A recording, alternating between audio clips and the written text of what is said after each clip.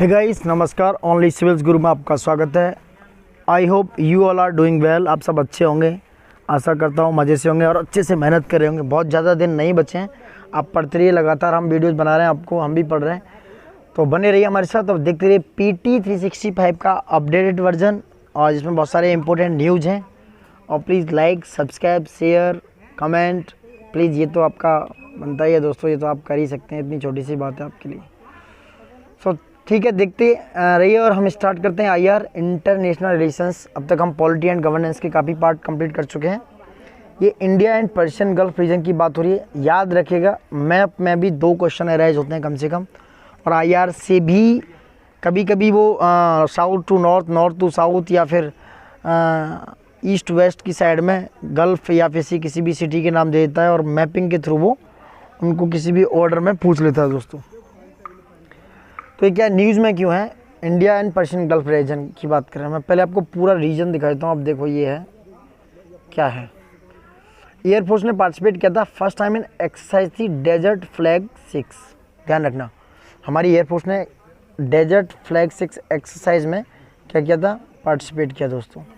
ठीक है, ये एनुअल मल्टी नेशनल एक्सरसाइज है। क्या है? एनुअल मल्टी नेशनल एक्सरसाइज है जो UAE द्वारा होस्टेड की गई थी। किसके द्वारा?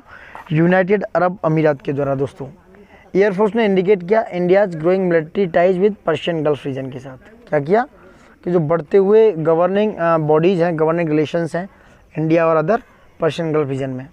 अब मैं बताता हूँ पर्शियन गल्फ रीजन के बारे में। एक बार देखो, देख लेते हैं आप।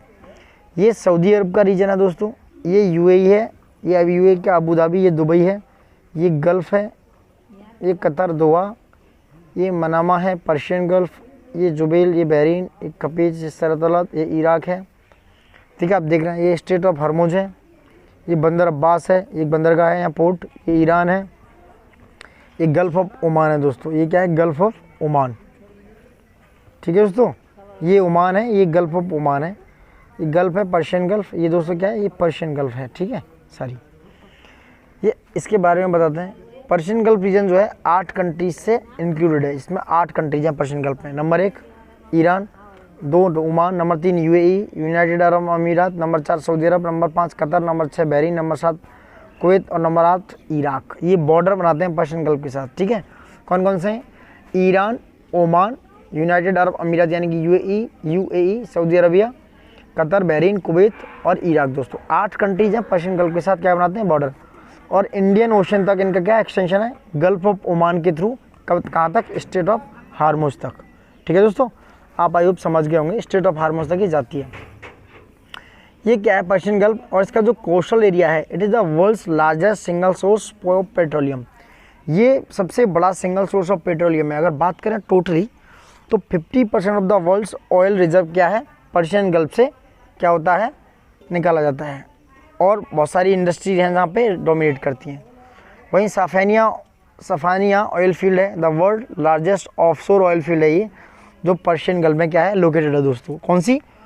सफानिया जो पर्शियन गल्फ में है, Persian Safaniya oil field Persian Gulf में सबसे लार्जेस्ट ऑफशोर ऑयल फील्ड है ये। और वहीं देखा जाए तो पर्शियन गल्फ में क्या है? बहुत सारे फिशिंग ग्राउंड हैं, एक्सटेंसिव कोरल रीफ्स हैं, mostly rock and abundant pearl oysters हैं। बट इकोलॉजी जो है, it has been change by industrialisation on oil spill. जो इसकी इकोलॉजी है, वो इकोलॉजी है वो चेंज होती जा रही है बिकॉज ऑफ इंडस्ट्रियलाइजेशन, इंडस्ट्री के बढ़ने से, और उसका ऑयल स्पिल हो जाता है उसकी वजह से। पर्शियन गल्फ की बात करें, it was the battle field of the 1980 और 1988 ईरान इराक वॉर। ये इसका एक बैटल फील्ड भी बना था जो ईरान इराक वॉर हुआ था 1980 और 88 में। एंड बात करें 1991 का, 1991 का गल्फ ऑफ वार, जो इराक ने आक्रमण किया था किस पे? कुवैत पे। ये दोनों वॉर याद रखना, जिनकी डेट वो पूछ सकता है दोस्तों, इट्स वेरी इंपॉर्टेंट। भाई India's historical connection with the gulf की बात करें, पीछे अगर डेट में जाएं तो मोर देन 5000 ईयर्स यानी कि 5000 साल पहले की बात है। हमारा जो ट्रेड रूट था between ancient civilisation of the Indus valley and the Dilmun, यानी कि दिलमुन के साथ, जो क्या करता था? प्रेजेंट डे जो बहरीन कहलाता है, उसके साथ हमारा ट्रेडिंग रूट था। वहीं क्या करें? Indian rupee it was legal tender in Kuwait, जो Kuwait, Bahrain, Qatar, Oman and the Trucial States में क्या कहता? लीगल टेंडर था दोस्तों। ठीक है, तो it's all about these things. Now the UAE until the early 1960। ठीक है, अब बात करें आज तो the gulf is an integral part of India's extended neighbourhood. जो गल्फ है वो इंटीग्रल पार्ट है किसका? इंडिया की नेबरहुड का। Both way of geographical proximity, अगर बाय द वे बात करें जियोग्राफिकल प्रॉक्सिमिटी पे, and an area of expanded interest and growing Indian influence, और वही इंडियन इन्फ्लुएंस की बात करें तो आप देख सकते हो। देखो इसका स्ट्रेटेजिक इंपोर्टेंस क्या है, पहले मैं जीसीसी के बारे में बता देता हूँ दोस्तों। गल्फ कोऑपरेशन काउंसिल क्या है? ये एस्टेब्लिश की गई थी एक एग्रीमेंट के द्वारा 1981 में, जिसमें 6 कंट्रीज़ हैं, Bahrain, Kuwait, Oman, Qatar, Saudi Arabia and UAE. ये 6 कंट्रीज़ के बीच में एक एग्रीमेंट हुआ और 1981 में गल्फ कोऑपरेशन काउंसिल को एस्टेब्लिश किया गया था दोस्तों। ठीक है, अगर देखा जाए in their view of special relation, geographic proximity हो सकता है, similar political system, it is based on Islamic belief, ये भी इस्लामिक बिलीफ पर बेस्ड है, and joint destiny and common objective पर ये बेस है। इसका सेक्रेटरीट जो है रियाद है, रियाद जो है सऊदी अरबिया का एक सिटी है, and it is a political, economic, social and regional organisation according to its charter. ये क्या है? Political, economic, social, regional organisation है इसके चार्टर के थ्रू। पीजीआर पर क्या है? यानी कि पर्शियन गल्फ कंट्री जो रीजन है उसका इंडिया के लिए क्या इंपॉर्टेंस है? इंडिया का जो रिलेशन है पर्शियन गल्फ कंट्रीज के साथ एक्सेप्शनली बहुत ज़्यादा इंपॉर्टेंट है। कब से? एंशिएंट टाइम से, और ये बहुत ज़्यादा मल्टी फेसेस है। जैसे इसका जो फाउंडेशन है of the relation is based on the 3 E's। 3 E's stand for energy, economy and expertise. 3 name है इस पे 3 E's पे। Economic relation, India Gulf trade हुआ था 2019-20 में, इट वाज नियरली 19%, यानी कि 19% इंडियाज ग्लोबल ट्रेड। कितना? 19%। And UAE and Saudi Arabia are India's 3rd largest and 4th largest trade partners. ठीक है, Saudi Arabia is 4th and UAE is 3rd largest trading partner respectively. ठीक है दोस्तों, वहीं UAE जो है the top 10 source of FDI, यानी कि जो है यूनाइटेड अरब अमीरात, वो क्या है? टॉप 10 सोर्सेज में एफडीआई के जो इंडिया में इन्फ्लो होते हैं। ट्रेड डोमिनेट करता है भाई, हम क्रूड ऑयल इंपोर्ट करते हैं, नेचुरल गैस इंपोर्ट करते हैं। मेनली अगर बात करें प्रीशियस स्टोन, ज्वेलरी वगैरह को क्या करते हैं? एक्सपोर्ट करता है इंडिया। मिनरल फ्यूल्स को, रिफाइंड ऑयल है, electronic items to the gulf countries के लिए एक्सपोर्ट करता है इंडिया दोस्तों। ठीक है, एनर्जी सिक्योरिटी की बात करें, सॉरी इन्वेस्टमेंट की बात करें दोस्तों, India in the country in the region it have invested in infrastructure development in both India as well as in gulf. अगर फॉर इंस्टांस की बात करें, Saudi Arab and Abu Dhabi signed an agreement to jointly develop the largest refinery in the world in Ratnagiri, Maharashtra. तो जो Abu Dhabi है और Saudi Arabia है, उन्होंने क्या किया? इंडिया के साथ साइन किया और रत्नागिरी, महाराष्ट्र में लार्जेस्ट रिफाइनरी डेवलप करने का विचार किया। एनर्जी सिक्योरिटी में बात करें, 53% ऑफ इंडियाज ऑयल इंपोर्ट जो है, इनकी 53% oil import and 41% of gas import it come from this region, यानी कि पर्शियन गल्फ से आता है। 53% ऑयल इंपोर्ट और 41% gas import Persian of gulf से आता है। रेमिटेंस की बात करें, रेमिटेंस जो पैसा हमारे इंडियंस विदेश में कमाते हैं और भारत में बेचते हैं, वो रेमिटेंस कहलाता है। अराउंड 9 मिलियन इंडियन जो हैं वो क्या करते हैं? पीजी यानी कि पर्शियन गल्फ रीजन में क्या करते हैं? रहते हैं, जो 40 से 50 बिलियन डॉलर हर साल, यानी कि हमारी जो जीडीपी है उसका 2% of our GDP and 2/3 of the total remittance to the country, वो क्या करते हैं? इंडिया को भेजते हैं। India is their strategic partner, India जो है इनका स्ट्रेटेजिक यानी कि सामसाई तरीके से, स्ट्रेटेजिक तरीके से पार्टनर है। इंडिया जो है एक्सटेंडेड कर रहा है अपने स्ट्रेटेजिक पार्टनरशिप को 4 कंट्रीज के साथ जो गल्फ में है। Number 1 Iran, number 2 Oman, number 3 Saudi Arabia, number 4 UAE. ये 2003 से इन 4 कंट्री के साथ अपने जो है रिलेशंस को बहुत स्ट्रॉन्ग कर रहा है, चाहे वो काउंटर टेररिज्म पर हो, चाहे मनी लॉन्ड्रिंग पर हो, चाहे साइबर सिक्योरिटी पे हो, चाहे ऑर्गेनाइज क्राइम में हो, चाहे human traffic and anti piracy में हो। 4 कंट्रीज के साथ इंडिया के strategic relation it's very highly extended to this partnership. ठीक है guys, so this all about Persian Gulf programme, Persian Gulf region, PGR। अब बात करें स्वेज कैनाल की, it's very important for this exam. ये भी क्या है? लार्जेस्ट कंटेनर शिप है इंडिया वर्ल्ड का एंड एवर गिवन। इसका जो अक्रॉस स्वेज कैनाल की बात करें, it is blocking one of the biggest, सबसे busiest maritime road trade corridor in the world. सबसे बिजी रोड है ये दोस्तों। ये कहाँ से कहाँ तक मैं दिखाऊँ, बताता हूँ आपको। देखो अभी मैंने पर्शियन गल्फ का बताया, ये गल्फ ऑफ ओमान है, इससे ऊपर वाले वीडियो में ये गल्फ ऑफ ओमान, ये पर्शियन गल्फ है, ये मेडिटेरियन सी है, पोर्ट सईद अस्बाद है जो एपा में है, ये नील रिवर है, ये जो है स्वेज कैनाल, ये वाली, ये सॉरी इधर वाली स्वेज कैनाल है, रेड सी से जाती है, रेड सी से मेडिटेरेनियन सी कर गल्फ ऑफ आदेन है। ये यमन है, ये सऊदी अरबिया, ये ईरान, ये टर्की, ये सूडान, ये लिटरिया, देख सकते हो आप एक पूरा मैप, ठीक है। अब स्वेज कैनाल जो है इसका सिग्निफिकेंस क्या है? स्वेज कैनाल दोस्तों 193 किलोमीटर क्या है, एक आर्टिफिशियल वाटरवे है, 193 किलोमीटर लंबा है, जो कि इजिप्ट में है। और इसका जो कनेक्शन है वो मेडिटेरेनियन सी और रेड सी से, मैंने आपको बताया, जो रेड सी और मेडिटेरेनियन सी को क्या करता है, कनेक्ट करता है दोस्तों, ठीक है। और अनेबली बात करें तो it's direct shipping between Europe और एशिया, और यूरोप और एशिया के बीच इसकी शिपिंग होती है, जो एलिमिनेट करता है करीब करीब जो Africa via Cape of Good Hope के जाना पड़ता था, जो उसकी एलिमिनेट करता है इस रूट को। वो ये सबसे बड़ा लिंक है किसका, ऑयल का, नेचुरल गैस का, ठीक है दोस्तों।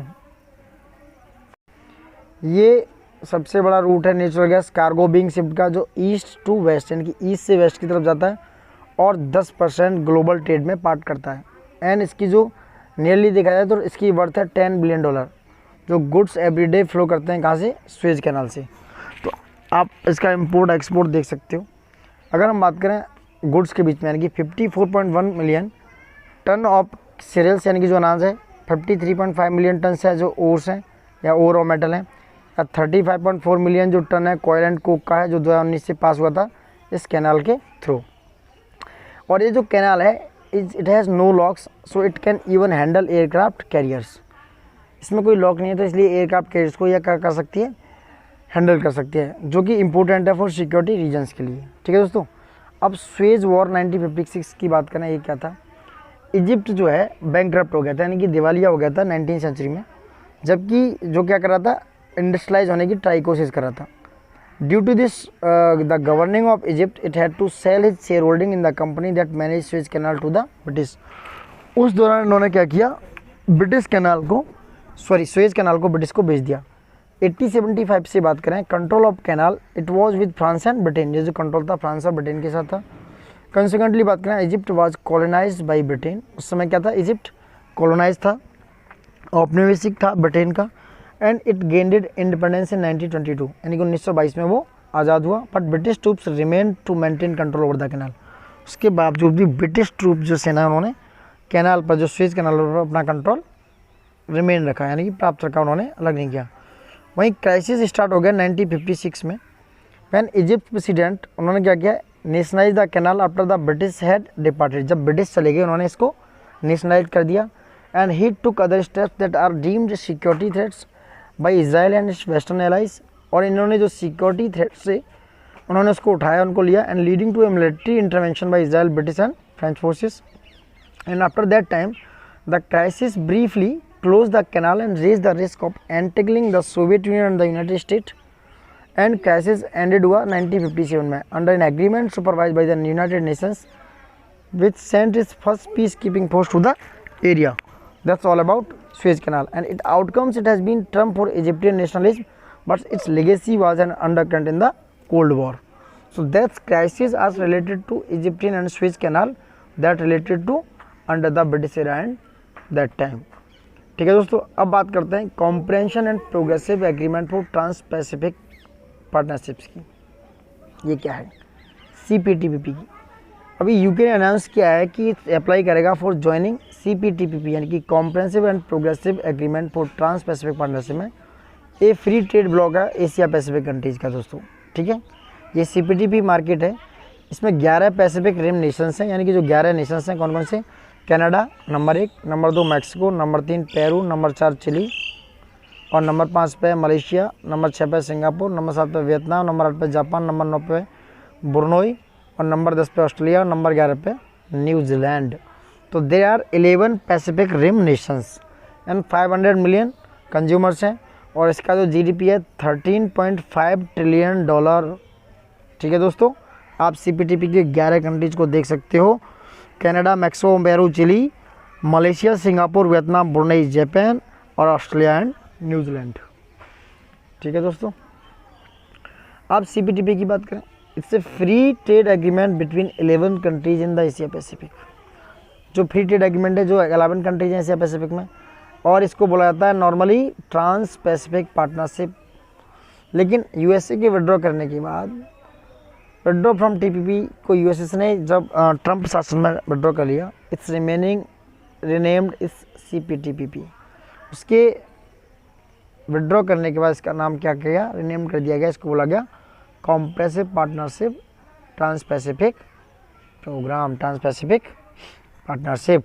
ठीक है, ये फीचर करता है एम्बिशियस एक मार्केट के लिए, यानी मार्केट एक्सेस कमिटमेंट्स के लिए, चाहे वो गुड्स हैं, सर्विस हैं, इन्वेस्टमेंट हैं, लेबर है, मोबिलिटी एंड गवर्नमेंट प्रोक्योरमेंट है, उनके लिए। And also cover the protection of the environment and labour rights, और ये कवर करता है प्रोटेक्शन ऑफ एनवायरनमेंट को या लेबर राइट्स को। इसके बेनिफिट्स क्या हैं, ये रिमूव करता है tariff on the estimate 95% of goods traded between CPTPP members and it will provide greater market access. ठीक है, और ये प्रोवाइड करेगा रूल ऑफ रीजन ईजियर, उनको जो रूल हैं उनके लिए ईजी प्रोवाइड कराएगा, ईजी रूल ऑफ ओरिजिन के लिए बनाएगा, इंपोर्ट एक्सपोर्ट के लिए ईजी रूल बनाएगा, फैसिलिटेट करेगा फ्री क्रॉस बॉर्डर, यानी कि फ्री क्रॉस बॉर्डर डेटा होना चाहिए फ्लो, एंड रिमूव करेगा लोकलाइजेशन ऑफ रिक्वायरमेंट्स को, और जो प्रोडक्ट स्पेसिफिक रूल्स हैं हेल्प करेगा स्मॉल एंड मीडियम एंटरप्राइजेज में, और simple effective clear and predictable custom procedure बनाएगा, और रिड्यूस करेगा उस प्रोसेसिंग टाइम को जो बॉर्डर पर लगता है, और इंक्रीज करेगा प्रेडिक्टेबिलिटी एंड एलिमिनेट करेगा बहुत सारे बैरियर्स को जो एनकाउंटर करते हैं बॉर्डर, सच एज कोटा है, लेबर मार्केट टेस्ट हैं, etcetera etcetera. So these all are things related to comprehensive programme trans Pacific partnership. ठीक है दोस्तों, अब बात करते हैं एक्सट्राडिशन की। एक्सट्राडिशन क्या है, तो देखो लंबा हो जाएगा टॉपिक, यहीं तक रखते हैं। एक्सट्राडिशन नेक्स्ट टॉपिक में नेक्स्ट वीडियो में बनाएंगे दोस्तों। देखते रहिए, हमारे साथ बने रहिए। Please like subscribe share and comment करते रहिए, और ये IR वाला जो पार्ट है इसको देखते जाइए, वेरी वेरी इंपॉर्टेंट दोस्तों। Thank you for watching it and love you all.